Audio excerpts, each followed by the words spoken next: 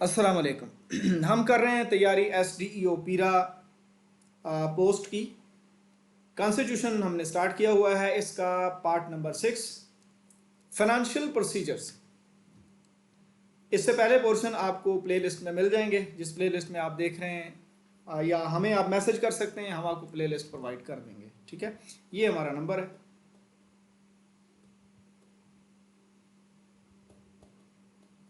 Zero 0345432955। ठीक है, इनको SMS करके आप पहले वाले लेक्चर्स ले सकते हैं। 76 है article federal consolidated fund and federal and public account.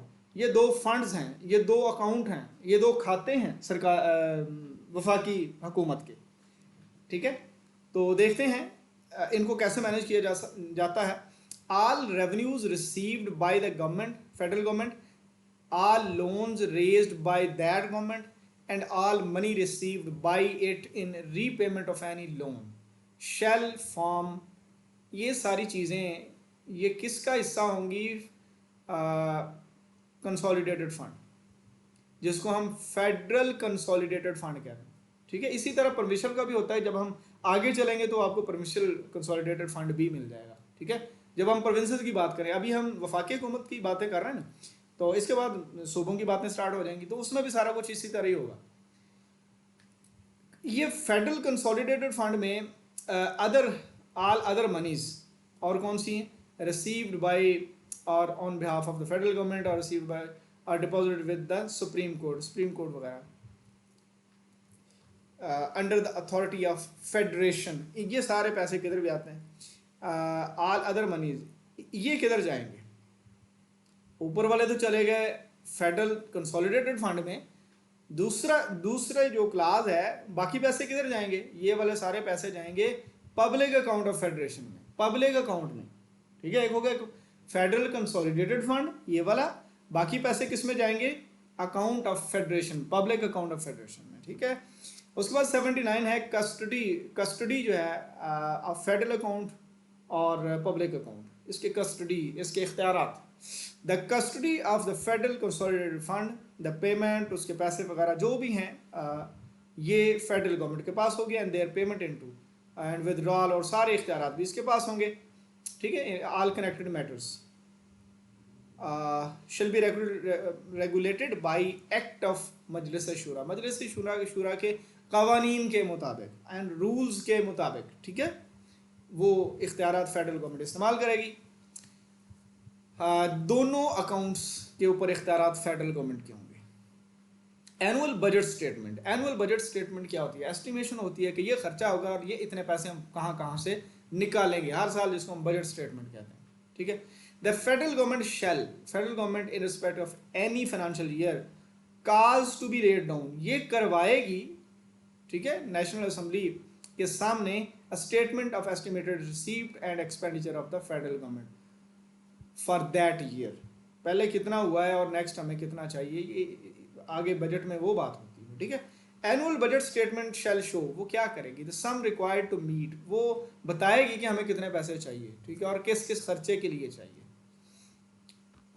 और the sum required to meet other expenditure proposed to be made from the, और इसके अलावा कौन कौन से पैसे हमें फेडरल अकाउंट से चाहिए, तो वो जो है वो नेशनल असेंबली के सामने वो सारा कुछ आएगा। ठीक है, and shall distinguish expenditure on revenue account for other expenditure. ठीक है, तो उसके बाद 81 है। ये तो हो गया ना कि जो एनुअल बजट स्टेटमेंट है, खर्चे वगैरह और आइंदा हम पैसे कहाँ से निकालेंगे, ये बहुत सारी चीज़ें देखें। ये स्टेटमेंट है जिसको हम बजट स्पीच कहते हैं या बजट पास होता है, वो इससे अलग चीज़ है, होगा इसके फॉलोइंग ही। ठीक है, मनी बिल उसको हम कहेंगे। ये बजट अकाउंट, बजट स्टेटमेंट जो है अलग चीज़ है। मनी बिल कोई भी हो सकता है, कभी भी हो सकता है।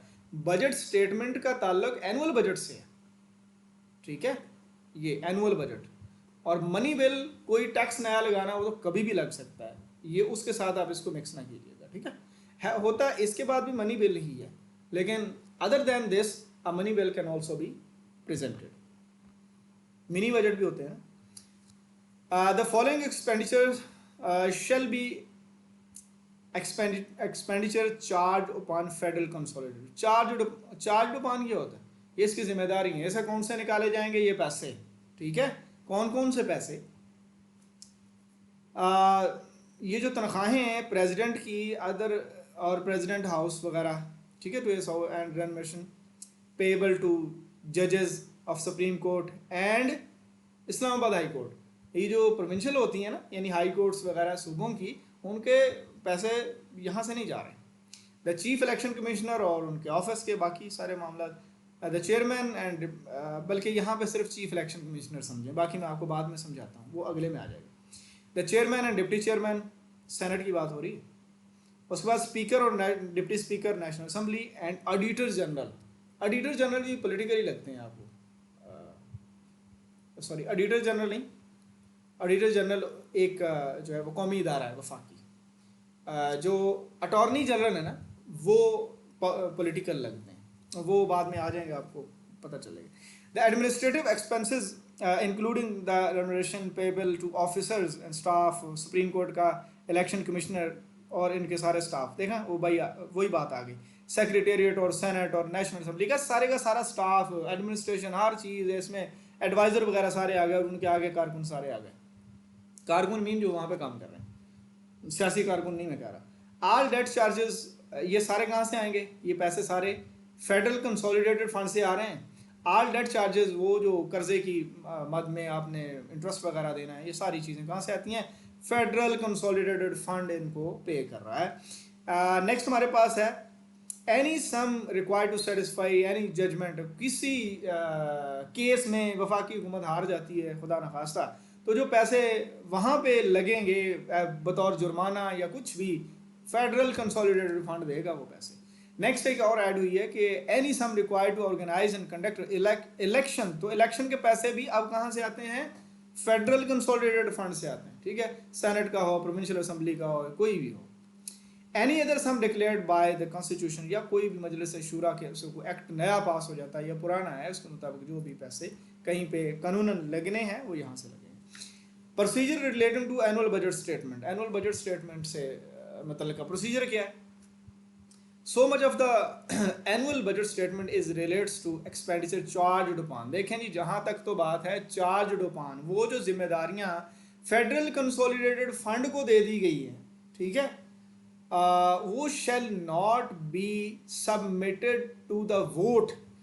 जो चीज़ें फेडरल कंसोलिडेटेड फंड के लिए ऊपर हो गई हैं, यानी कल को आप किसी मिनिस्टर की तनख्वाह को अदालत में चैलेंज नहीं कर सकेंगे, ठीक है, और ना ही इसके ऊपर जनाब वाला जब असम्बली पास कर देती कि इतने पैसे हैं, तो कोई बंदा बाद में उठ के ये नहीं कह सकता कि ये जो 4 मशीर रखे हुए हैं ये क्यों रखे हुए हैं, क्योंकि आगे इख्तियारात में और हम आपको पढ़ाएंगे कि वज़ीर आज़म और बाकी मिनिस्टर्स के इख्तियारात में है कि वो अपने साथ मशीर वगैरह, वज़ीर आज़म मशीर रखते हैं, वज़रा रखते हैं और कोऑर्डिनेटर्स रखते हैं, ये इनके इख्तियारात हैं।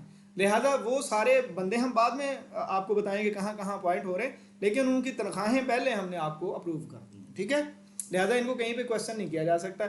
ये जो चार्ज डो 5 चीज़ें हैं ना, ये ऊपर जो बातें हो गई हैं, असम्बली, सेनेट, प्रोविंशियल असेंबली और ये सारी चीज़ें, प्रेसिडेंट हाउस हो गया, इलेक्शन कमिश्नर हो गया, ऑडिटर जनरल हो गया, इन सारे वर्कर जितने भी यहाँ पे होंगे, जितने भी ऑफिसर्स होंगे, एडमिनिस्ट्रेटिव स्टाफ होगा, इनके पैसे फेडरल कंसोलिडेटेड फंड से दिए जाएंगे और इनके ऊपर कोई वोटिंग शोटिंग नहीं होगी, सीधा इसको ऑटोमेटिकली अप्रूव्ड समझा जाएगा।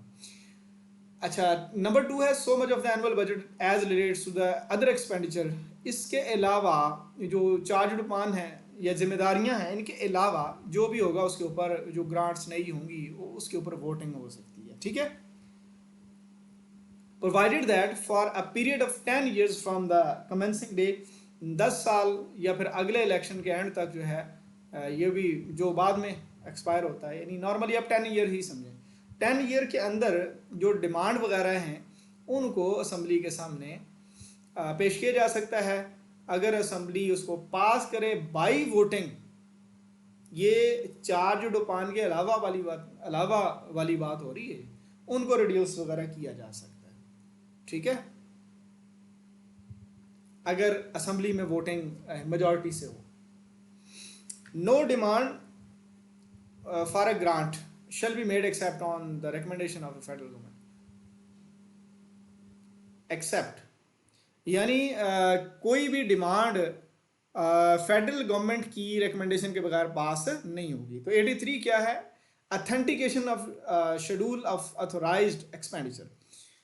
83 कहता है कि the prime minister shall authenticate, prime minister साहब अपने सिग्नेचर को अथेंटिकेट करेंगे कि वाकई उन्होंने वो ग्रांट जो है वो अप्रूव की है, और the several sums required to meet the expenditure charge upon. और एक तो यह है कि कोई ग्रांट्स वगैरह की बात भी अथेंटिकेट किसने करनी है? प्राइम मिनिस्टर ने करनी है। और the several sums required to meet the expenditure charge upon the federal government fund but not exceeding in case of any sum the sum shown in statement previously laid before the National Assembly। यानी एक तो यह है कि कोई grant वगैरह जो है उसकी अथेंटिकेशन ये भी प्राइम मिनिस्टर ने देनी है, और इसके अलावा जो भी कंसोलिडेटेड फंड से कोई रकम वगैरह आनी है उसकी भी अथेंटिकेशन जो शेड्यूल की है वो देनी प्राइम मिनिस्टर नहीं है, ठीक है। और सेकंड क्लास है इसकी, the schedule to authenticate shall be laid before the national Assembly. वो जो शेड्यूल आएगा प्राइम मिनिस्टर साहब का वो नेशनल असेंबली के सामने तो ज़रूर आएगा लेकिन उसके ऊपर डिस्कशन नहीं होगी, ठीक है। कुछ चीज़ें ऐसी भी होती हैं।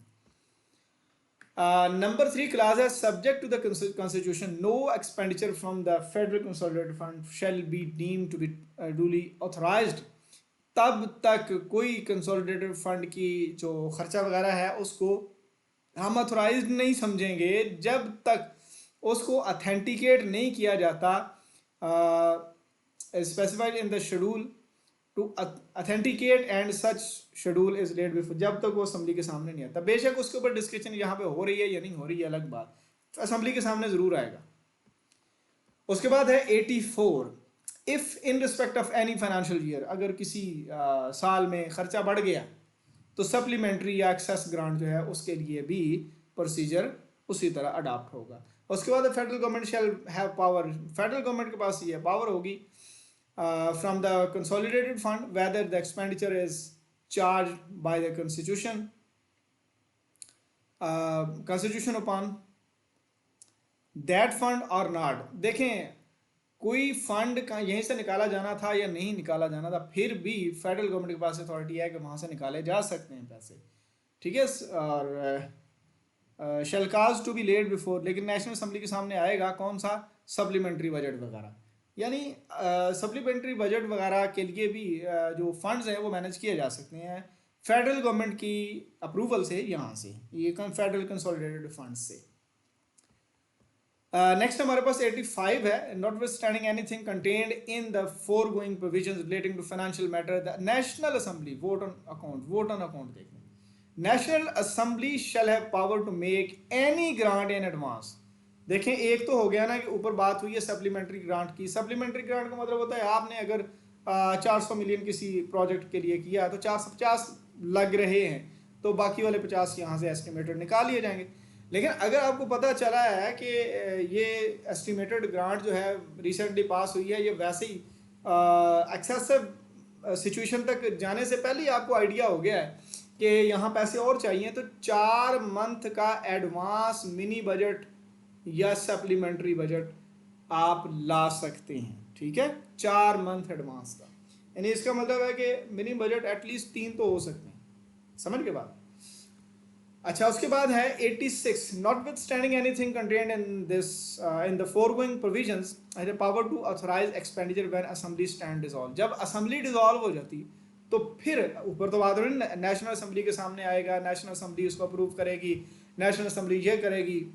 लेकिन अगर नेशनल असेंबली डिसॉल्व होती है तो फिर ये जो सुप्रीम कोर्ट है, चीफ इलेक्शन कमिश्नर है, या इनके अलावा जो फंड्स की यहाँ पे बात हो रही है तो उनका हम फिर क्या करेंगे।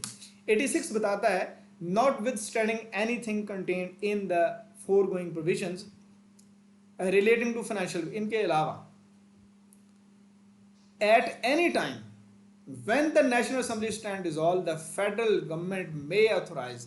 फेडरल गवर्नमेंट कौन सी हो सकती है? उसको केयर टेकर भी हो सकती है या फिर कबीना वगैरह जो है वो अपने ऑफिस में रहती है जब तक सक्सेसर नहीं आ जाते, ताकि कंटिन्यूटी ऑफ द बिजनेस रहे। ठीक है, तो उस वक्त की जो भी फेडरल गवर्नमेंट होगी, केयर टेकर भी तो हो सकती है ना, असेंबली नहीं तो फेडरल गवर्नमेंट। फेडरल गवर्नमेंट छोटी मोटी कबीना तो रहती है ना, तो वो उसको हम फेडरल गवर्नमेंट कहते हैं उस वक्त। और सेनेट तो हमेशा रहता है, प्रेसिडेंट भी हमेशा रहता है। नेशनल असेंबली की जगह पे फेडरल गवर्नमेंट का लफज आ गया। फेडरल गवर्नमेंट में जो प्राइम मिनिस्टर होंगे, बेशक वो केयर टेकर हों, बेशक वो आर्जी तौर पे सक्सेसर के आने तक प्रेसिडेंट ने उनको कहा हुआ हो कि आप यहाँ पे रहें, ये भी मैं आपको बताऊंगा, अगले सेक्शन में आएगा जब हम ये पढ़ेंगे, तो वो फिर ऑथराइज कर सकते हैं। ठीक है, नेक्स्ट हमारे पास 87। अब सेक्रेटेरिएट बनाने लगे। हमने पहले जो है वो बिजनेस देख लिया, सारा मनी वगैरह के सारे मामला देख लिया, अब हम सेक्रेटेरिएट बना लेंगे, फिर हम एडवाइज़र भी रखेंगे। Each house shall have a separate secretariat. Secretaries होंगे ना आप अपने डिपार्टमेंट्स के लिहाज से, विंग्स के लिहाज से। अच्छा, provided that nothing in this clause shall be construed as the preventing the creation of post common to both houses. अच्छा, इसका मतलब ये है कि सेपरेट सेक्रेटेरिएट होगा, ये बात तो ठीक है, लेकिन ये इस बात की गवाही नहीं है कि कोई पोस्ट में कोई ए पर्सन लगाया है वो नेशनल असेंबली और सेनेट दोनों के लिए काम नहीं कर रहा। कोई ऐसी पोस्ट भी बनाई जा सकती है, सेपरेट का वर्ड यूज तो हो गया, लेकिन कोई पोस्ट कॉमन भी बनाई जा सकती है, दोनों ऑफिसर्स के लिए काम करने वाली पोस्ट बन सकती है। सेकंड क्लास है, जाहिर सी बात है, एक बंदा आपको सेनेट में भी पसंद है और एक बंदा आपको नेशनल असेंबली में भी पसंद है, और उससे आप कोई और भी काम लेना चाह रहे हैं। ठीक है, दोनों जगह पे आप उसको लगा सकते हैं। मजलिस शुरा में by law regulate the recruitment. ये इन्होंने खुद ही रिक्रूट करने हैं पर्सन वगैरह, ठीक है, जो वो सेक्रेटेरिएट में लगाने हैं। Until provision is made by Majlis Shura under clause ये second, the speaker or as the case may be the chairman with the approval of president। Speaker साहब करेंगे या चेयरमैन साहब करेंगे, प्रेसिडेंट से अप्रूवल से रूल बनाएंगे रेगुलेट द रिक्रूटमेंट के लिए, जो सेक्रेटेरिएट में बंदे लगाने हैं उनके लिए। ठीक है, secretariat staff of national assembly and senate. 88 है फाइनेंस कमेटी। फाइनेंस कमेटी ज़ाहिर है नेशनल असेंबली को भी चलाना है, उसके भी खर्चे होते हैं, सेनेट को भी चलाना है, उसके भी खर्चे होते हैं, तो ये सेनेट की भी एक फाइनेंस कमेटी होगी और नेशनल असेंबली की भी होगी, जो वहाँ पे के खर्चे पूरे करेगी। पैसे कहाँ से आएंगे, किस तरह से आएंगे। The expenditure of the national assembly and senate with in authorised appropriations shall be controlled by the national assembly और as the case may be the Senate acting on advice of finance committee। finance committee जिस तरह कहेगी उसी तरह ही खर्चे वगैरह वहाँ के किए जाएंगे। the finance committee shall consist of the speaker, speaker साहब उसमें होते हैं, उसके बाद चेयरमैन साहब होते हैं।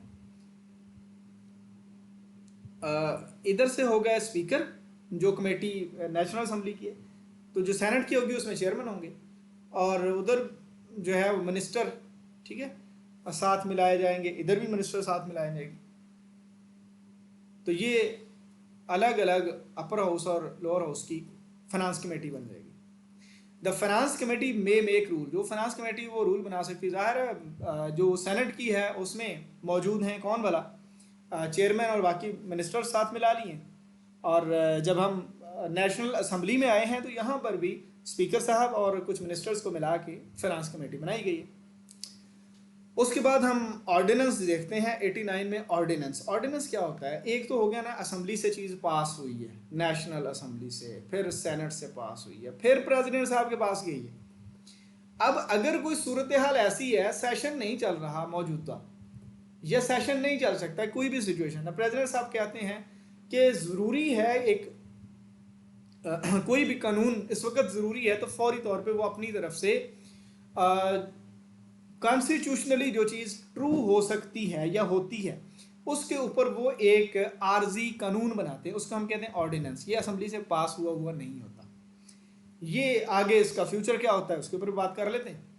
The president may except when the senate और national assembly is in session में होंगे तो फिर तो यही बनाएंगे। इसके अलावा अगर वो if satisfied that circumstances exist which render it necessary to take immediate action होना चाहिए, कोई ला ऐसा बनाया जाना चाहिए तो वो बना सकते हैं ऑर्डिनेंस, ठीक है।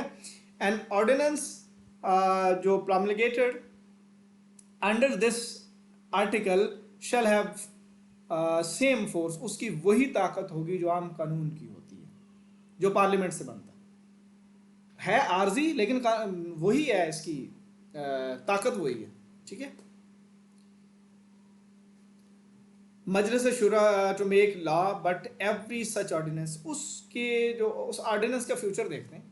Before the national assembly if it contains provisions dealing with all or any of the matter specified in clause 2 of 73, अगर तो ये मनी बिल है, ठीक है, और तो ये रहेगा 120 डेज, 120 दिन के। वैसे तो एक्सपायरी 120 दिन ही होती है ऑर्डिनेंस की नॉर्मली, ठीक है। अगर तो वो मनी बिल है, इसके अंदर सारी प्रोविजंस मनी बिल की हैं, शैल स्टैंड रिपील, ये रिपील हो जाएगा एक्सपायरी के बाद फ्रॉम इट्स प्रोमलगेशन। और इफ़ बिफोर द एक्सपायरेशन, अगर इससे पहले असम्बली इसको बैठ के जो है वो डिसअप्रूव कर देती है तो तब भी ये फारिग हो जाएगा। दूसरी बात ये है कि provided that the national Assembly may by resolution extend the ordinance for further, 120 दिन तक और नेशनल असेंबली उसको बढ़ा सकती है, लेकिन ये एक बार बढ़ सकता है, 240 दिनों से आगे ये नहीं जा सकता कोई भी ऑर्डिनेंस है बिफोर बोथ हाउसेस। अगर तो बात है मनी बिल की, तो वो जाहिर सी बात है अथेंटिकेट कहाँ से होता है मनी बिल, नेशनल असेंबली से, तो वो नेशनल असेंबली के पास इख्तियारात हैं सिर्फ। दूसरी चीज़, अगर मनी बिल के अलावा कोई बात है before both houses if it does not contain provision dealing with any other matters, वो जो मनी बिल के अलावा की बातें हैं शेल स्टैंड, एक तो ये कि ये भी 120 दिन के बाद हो जाएगा रिपील, ख़त्म हो जाएगा। लेकिन इसको जनाबे वाला इससे पहले अगर from its before both houses if it doesn't contain money bill provisions shall stand repeal at its expiration of 120 days from its promulgation. If before the expiration, अगर इससे पहले डिसअप्रूव हो जाए बाय ईदर हाउस, यानी money bill तो सिर्फ disapprove होगा ना उधर से, लेकिन मनी बिल के अलावा जो है वो डिसअप्रूव हो सकता है दूसरे हाउस से भी, क्योंकि मनी बिल की ओवरऑल अथॉरिटी सिर्फ नेशनल असेंबली होती है। मनी बिल के अलावा दोनों तरफ से फर्स्ट जो अप्रूवल है वो हो सकती है, प्रोवाइडेड दैट ईदर हाउस में बाय रेजोल्यूशन एक्सटेंड, किसी भी तरफ से उसकी जो 120 डेज की एक्सटेंशन ना हुई हो, ठीक है। और 120 डेज की अगर वो होगी एक्सटेंशन तो उसके बाद फिर भी वो रिपील हो जाएगा। और मनी बिल हो या दूसरा बिल हो, जो ऑर्डिनेंस है 120 डेज़ का होता है, और ये मनी बिल को सिर्फ बढ़ा सकती है नेशनल असेंबली, 240 तक लेके जा सकती है, 240 अयाम तक। लेकिन मनी बिल के अलावा वाला जो ऑर्डिनेंस होता है उसको सेनेट भी 240 दिन तक ले जा सकता है, लेकिन ये जो एक्सटेंशन है ये वन टाइम होती है। और दूसरी चीज़, जब प्रेसिडेंट ने इसको बनाया है तो वो किसी भी वक्त इसको विदड्रॉ कर सकते हैं without prejudice to the provisions clause 2। अच्छा, an ordinance laid before National Assembly under subparagraph shall deem to bill introduced. An ordinance laid before both houses under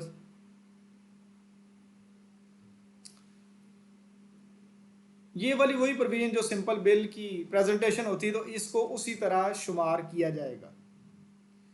तो ये हो गया हमारा पोर्शन या पार्ट 7 हमारा, जो हम लेक्चर वाइज कर रहे हैं। हमारा पार्ट 6 कंप्लीट हो गया यहाँ।